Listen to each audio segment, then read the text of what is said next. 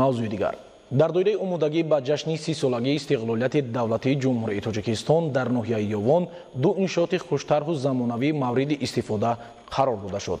Корҳои ободонию созандагӣ дар ноҳияи Ёвон вусъат дошта, даҳҳо иншооти таъиноти гуногун истифода дода мешавад. гузориши хабарнигорони мо.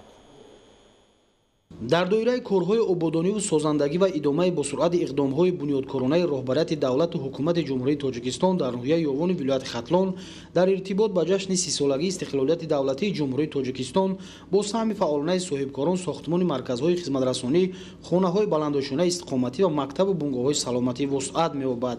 дар ҷамоати шаҳраки ноҳияи Ёвон бинои дуошунаи филиали ҷамъияти саҳмии Спитаменбонк воқеъ дар кӯчаи Абдурахмони Ҷомӣ мавриди баҳрабардорӣ қарор гирифт. бинои мазкур аз таҳхона ва дуошунаи дигар иборат буда бо маблағи 2 млн 700 000 сомонӣ бунёд гардидааст. дар ин бинои муосир барои кормандони бонк шароити хуби корӣ ва хизматрасонӣ фароҳам оварда шудааст. солҳои охир дар ҳудуди шаҳраку деҳоти ноҳияи Ёвон барои муҳайё кардани шароити мусоиди кору хизматрасонӣ ва идомаи босуръати корҳои ободониву созандагӣ даҳҳо иншооти наву замонавӣ мавриди истифода қарор гирифтанд, ки дар ин замина ҷойҳои нави корӣ муҳайё гардидааст.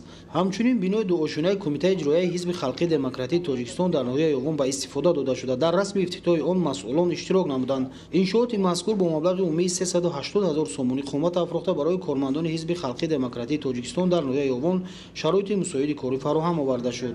боиси хушнудӣ аст, ки дар ноҳияи Ёвон Кумитаи иҷроияи Ҳизби Халқии Демократии Тоҷикистон дар ноҳияи Ёвон соҳиби бинои замонавӣ гардид.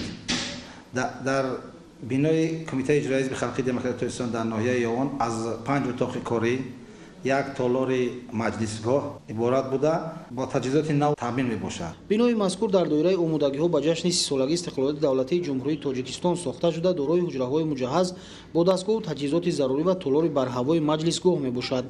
зимни ифтитоҳи бинои хуштарҳу замонавии Кумитаи иҷроияи Ҳизби Халқии Демократии Тоҷикистон дар ноҳияи Ёвон таъкид гардид, ки дар идомаи босуръати тадбирҳои ободонӣ ва ҷонибдорӣ аз ташаббусҳои созандаи ҳукумати ҷумҳурии Тоҷикистон дар ноҳияи Ёвон даҳҳо чунин биноҳои маъмурию хизматрасонӣ ва коргоҳҳои хурду миёнаи истеҳсолӣ сохта мавриди истифода қарор дода шудааст, ки дар баробари зебо гардидани симои шаҳр ноҳия ҷойҳои нави корӣ муҳайё карда шудааст. дар заминаи омодагӣ ба ҷашни 30-солагии истиқлолияти давлатии ҷумҳурии Тоҷикистон дар ноҳияи Ёвон бояд 341 иншооти таъиноташ гуногун ба истифода дода шавад, ки аз ин ҳисоб 177 иншоот мавриди баҳрабардорӣ қарор гирифтааст. дар партави дастури ҳидоятҳои пешвои миллат президенти мамлакат муҳтарам Эмомалӣ Раҳмон ба 52 нафар тарбиятгирандагони мактаби интернати ҷумҳуриявии ноҳияи Ёвон либосҳои зимистона тақдим карда шуд. роҳбарияти Кумитаи идораи замини вилояти Хатлон ва ноҳияи Ёвон ба тарбиятгирандагони мактаби интернат маводи ғизоӣ кӯмак намуданд. дастгирии ин қишри ҷомеа дар маркази таваҷҷӯҳи ҳукумати мамлакат қарор дошта барои онҳо шароити арзанда фароҳам оварда шудааст. ҳамчунин ба сарбозони яке аз қисмҳои низомии ноҳияи Ёвон кӯмак расонида шуд, ки ин иқдоми хайрхоҳона ҳамасола амалӣ карда мешавад.